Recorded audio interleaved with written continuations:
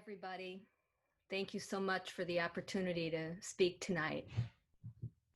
The prophet Jeremiah wrote, "Seek the welfare of the city to which I have exiled you, and pray to God on its behalf, for in its prosperity you shall prosper." While I never heard this verse quoted as I was growing up, I was raised in a family in which this maxim undergirded our lives in many ways. I look at my Jewish identity and the importance of civic engagement as twin gifts handed down from my parents to me and my siblings as a treasured inheritance. In my family, one would never consider missing religious school on Sunday morning or high holiday services, no matter what other compelling activities might beckon. And surely one would never miss voting in an election, no matter how minor the races or how few were on the ballot. Judaism and civic engagement were essential to our identity. It seemed to me like they were part and parcel of the same fundamental ethic.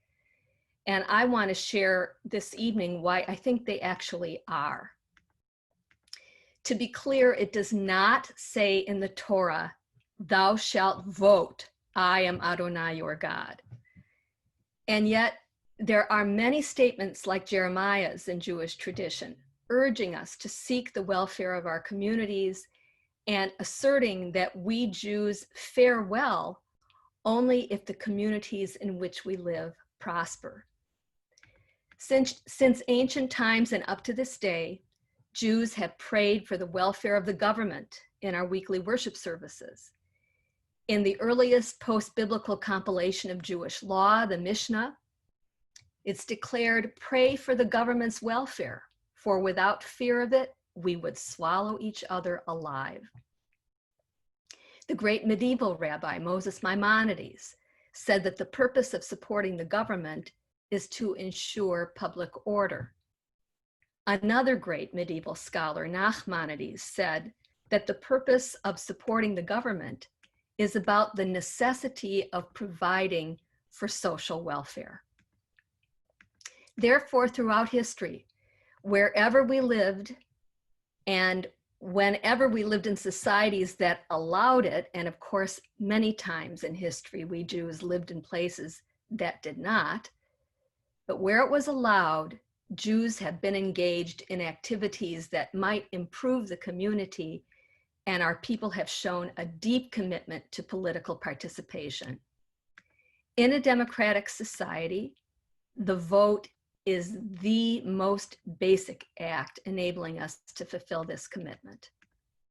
Indeed, the rabbinical organization to which I belong, the Central Conference of American Rabbis, said in its 2001 resolution on election reform, "Our tradition teaches us that the process of choosing leaders is not a privilege, but a collective responsibility."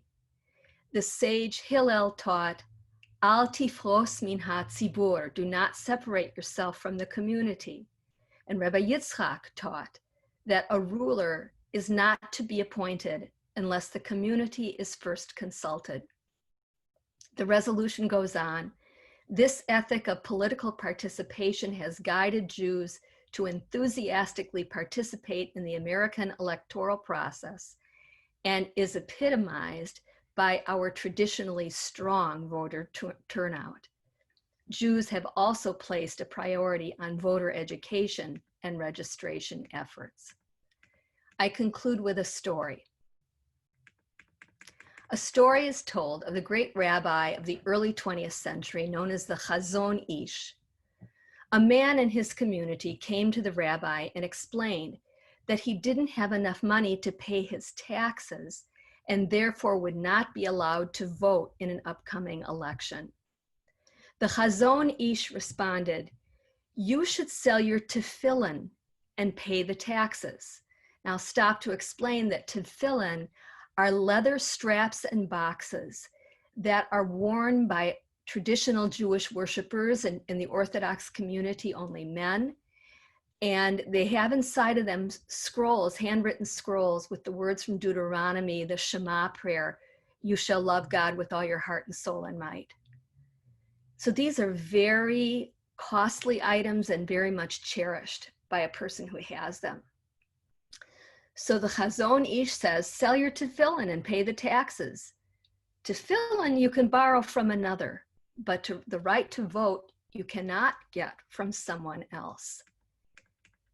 Thankfully, in the United States, while we are seeing many troubling barriers to voting being implemented today, the 24th Amendment does protect one's right to vote regardless of taxpayer status. But the story of the Chazon Ish shows us that voting is so important that if need be, one should even sell one's tefillin, a symbol of one's commitment to observing the commandments, in order to be able to do so. The Torah may not say, thou shalt vote, but in practice, Jews have acted as if it was the 11th commandment, and it is our sacred obligation to do so in a free society. Thank you.